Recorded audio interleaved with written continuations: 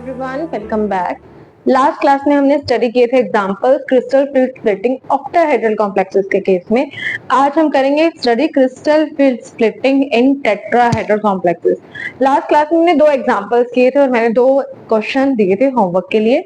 आज हम देखेंगे टेट्राहेड्रल में स्प्लिटिंग किस तरह से होती है। टेट्राहेड्रल कॉम्प्लेक्स की जो शेप है वो इस तरह से होती है।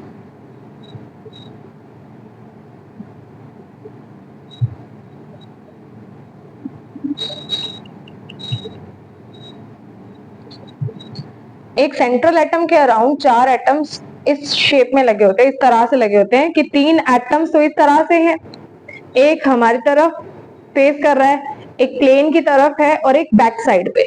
ये वाला जो बॉन्ड है वो सामने की तरफ है, ये वाला बॉन्ड इस बोर्ड के ऊपर ही है और ये वाला बॉन्ड जो है इस बोर्ड के पीछे की तरफ है और ये भी इसके अलोंग ही है पर ये ऊपर के डायरेक्शन में।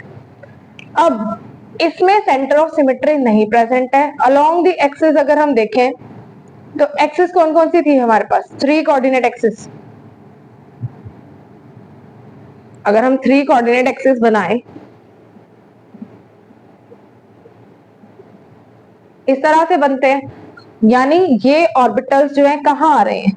एक्सिस के इन बिटवीन आ रहे हैं, ये वाला भी और ये वाला ऑर्बिटल भी इन दोनों के बीच में आ रहा है एक्सिस के इन बिटवीन, और ये तो आ ही रहा है इनके ऊपर परपेंडिकुलर डायरेक्शन में। यानी यहाँ लिगेंड किस तरह से अप्रोच कर रहे हैं? लिगेंड्स अप्रोच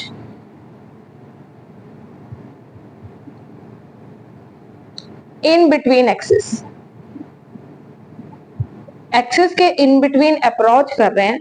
यानी अब जो हमारे पास 5 डी ऑर्बिटल्स हैं, D X Y, D Y Z, D X Z, ये 3 ऑर्बिटल्स कहाँ थे? अलोंग द एक्सिस ही थे, सॉरी इन बिटवीन एक्सिस थे।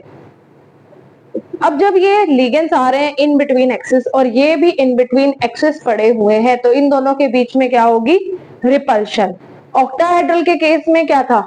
Along the axis, ligands approach कहां से कर रहे थे? अलोंग द एक्सिस अप्रोच कर रहे थे और जो ये ऑर्बिटल हैं dx square minus Y square और dz स्क्वायर, मेटल के ऑर्बिटल्स ये वाले कहां थे? Along the axis. तो इनके बीच में थी रिपल्शन, इसके और लिगेंड्स के, इन दोनों की लिगेंड्स के साथ। तो इनकी एनर्जी कहां थी? हायर लेवल पे, और इनकी एनर्जी अब इस केस में क्या होगी? हायर लेवल पे हो जाएगी।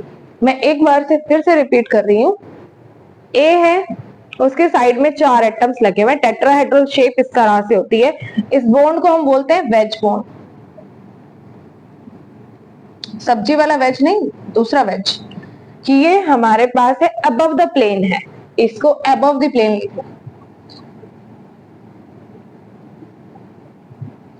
प्लेन मतलब जो सरफेस, जिस सरफेस पे मॉलिक्यूल ए एटम लाई कर रहा है उससे अबव द प्लेन आ गया ये वाला बॉन्ड, और बिलो द प्लेन मतलब इसके बैक साइड पे आ जाएगा ये वाला बॉन्ड। अब लिगेंड्स कहां से अप्रोच कर रहे हैं? In between axis. आप 3 कोऑर्डिनेट एक्सिस देख सकते हो, z x y।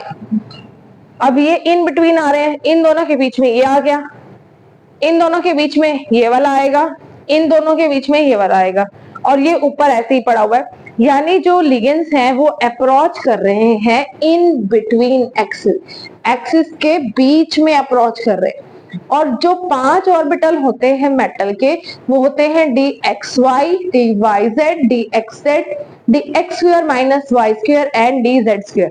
ये 5 ऑर्बिटल्स होते हैं मेटल के, जिसमें से ये जो 2 लिखे हुए हैं D X square minus Y square और डी जेड स्क्वायर, ये होते हैं अलोंग द एक्सिस, और ये तीनों होते हैं इन बिटवीन एक्सिस।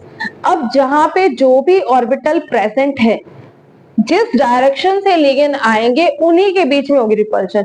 सपोज यहाँ पे एक इलेक्ट्रॉन क्लाउड पड़ा हुआ है इस डायरेक्शन में, इस तरह से यहाँ पड़ा हुआ है, लिगेंड भी आगे यहाँ से आया, तो रिपल्शन इनके बीच में होगी ना। अगर यहाँ पे कुछ और पड़ा हुआ है उनके बीच में नहीं होगी रिपल्शन। तो लिगेंड जब इसी डायरेक्शन से आ रहा है तो रिपल्शन भी तो इन वाले ऑर्बिटल्स की होगी। तो ये थे 3 इन बिटवीन एक्सिस और लिगेंड्स यहीं से आ रहे थे, तो इनकी होगी रिपल्शन। और रिपल्शन जितनी ज्यादा होती है एनर्जी उतनी ही हाई होती है। मोर रिपल्शंस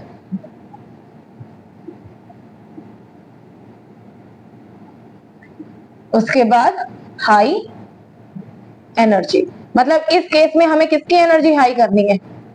इन तीन ऑर्बिटल्स की, इनकी लोअर रखनी है, इनकी हायर रखनी है एनर्जी।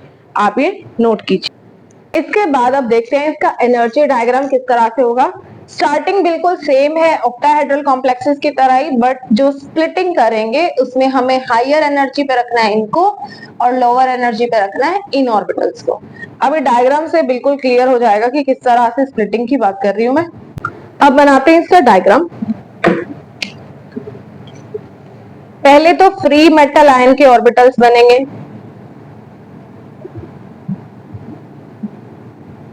डी ऑर्बिटल्स होते हैं 5। ये 5d ऑर्बिटल्स बना दिए ऐसे। इसके नीचे लिखोगे फ्री मेटल आयन।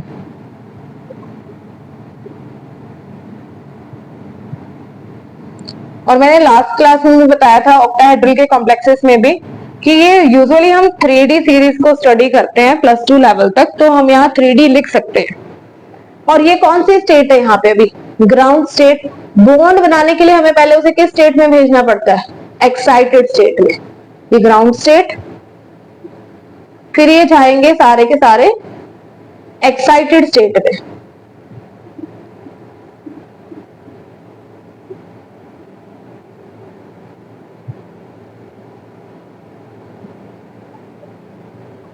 ये भी 3D के हैं। 3D अगर यहाँ लिया है तो यहाँ भी 3D होगा, वो चेंज नहीं होगा। ये हो गई एक्साइटेड स्टेट, लेकिन अभी भी ये मेटल आयन के ही है, फ्री मेटल आयन के। अब होगी स्प्लिटिंग। जो ये 5d ऑर्बिटल्स हैं, मैं इसके नाम लिख देती हूँ। फर्स्ट वाला है dxy, उसके बाद dyz, dxz, dx square minus Y square और लास्ट है dz स्क्वायर। अगर नहीं वहां विजिबल है तो मैं यहां लिख देती हूँ। फर्स्ट है dxy, सेकंड है dyz, थर्ड है dxz, फोर्थ है dx square minus Y square, ये सबस्क्रिप्ट में है इनके, और लास्ट है dz स्क्वायर। अब तक यहां तक ये कौन से थे? फ्री मेटल आयन के लिए थे। अब जैसे ही लिगेंड्स अप्रोच करेंगे तो ये स्प्लिट हो जाएंगे।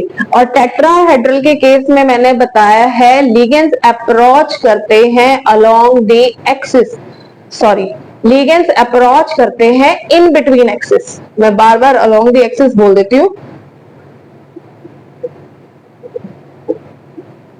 क्योंकि ऑक्टाहेड्रल कॉम्प्लेक्सेस ज्यादातर आते हैं तो वो अलोंग द एक्सिस ही चलता है उनमें। टेट्राहेड्रल कॉम्प्लेक्सेस बहुत कम आते हैं। ये निकल के आ जाता है, जैसे निकल का कंपाउंड है, प्लैटिनम का तो स्क्वायर प्लेनर है, उसके लिए अलग है। तो अब ये स्प्लिट होंगे इन बिटवीन एक्सिस। कौन कौन से ऑर्बिटल्स हैं? D orbital, first second third, ये 3 ऑर्बिटल हैं इन बिटवीन एक्सिस। और लिगेंड भी कहां से आ रहे हैं? In between axis. जैसे ये है 3 कोऑर्डिनेट सिस्टम है, z x y। जो मेटल का ऑर्बिटल है वो यहां पड़ा हुआ है ऐसे है, और जो लिगेंड्स आ रहे हैं वो भी कहां से आ रहे हैं? यहां से आ रहे हैं। तो इनके बीच में क्या होगी? रिपल्शन। अगर ये रिपल्शन होगी तो इसकी एनर्जी क्या हो जाएगी? ज्यादा हो जाएगी। तो इन बिटवीन एक्सिस वाले ऑर्बिटल्स की एनर्जी हो जाएगी इंक्रीज। अगर आपको ये लिखना है तो लिख लीजिए, ligands approach in between axis. अब करते हैं इसकी स्प्लिटिंग। इसमें भी सेम वही स्प्लिटिंग होगी, बैरी सेंटर बनेगा और एनर्जी वैल्यूज आएंगी। CFSE की वैल्यू हम कैलकुलेट करेंगे। तो ये स्प्लिट होगा, एक लेवल ऊपर जाएगा जिसमें 3 ऑर्बिटल्स आएंगे,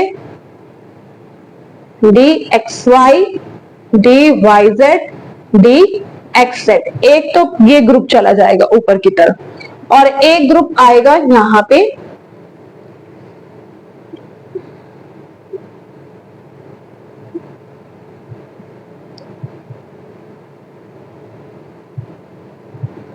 dx square minus Y square and dz square. ये बन गए ऑर्बिटल्स की स्प्लिटिंग हो गई।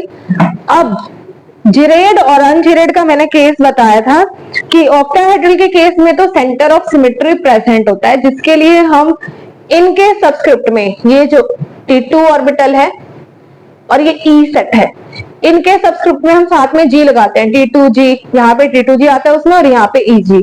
पर यहाँ पे क्योंकि टेट्राहेड्रल कॉम्प्लेक्सेस में कोई भी सेंटर ऑफ सिमेट्री प्रेजेंट नहीं होता है, तो हम यहाँ पे G सबस्क्रिप्ट नहीं लिखते। सिंपल है, T2 orbital and E orbital. यहाँ पे ये आ जाएगा बैरी सेंटर।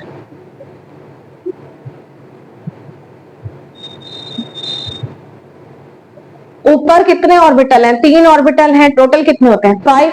कितनों की कमी है? 2 की कमी है, तो ये आ जाएगा 2/5। वहां हमने ऑक्टाहेड्रल में लिखा था डेल O, यहाँ पे हम लिखेंगे del T। T stands for tetrahedral. और नीचे कितने ऑर्बिटल हैं? 2।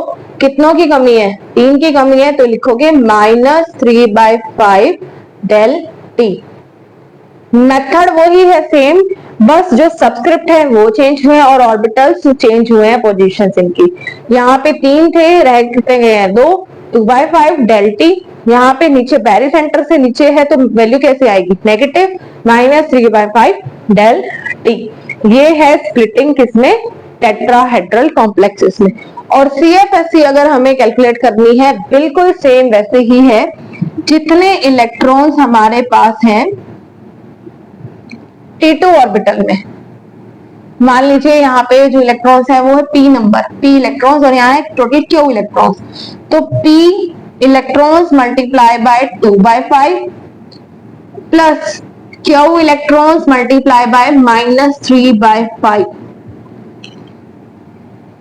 और साथ में डेल T। ये है हमारे पास स्प्लिटिंग टेट्राहेड्रल कॉम्प्लेक्सेस में। सेम वैसे ही है ये जैसे ऑक्टाहेड्रल कॉम्प्लेक्सेस में होती है। नेक्स्ट क्लास में हम करेंगे इसके एग्जांपल्स। Thank you.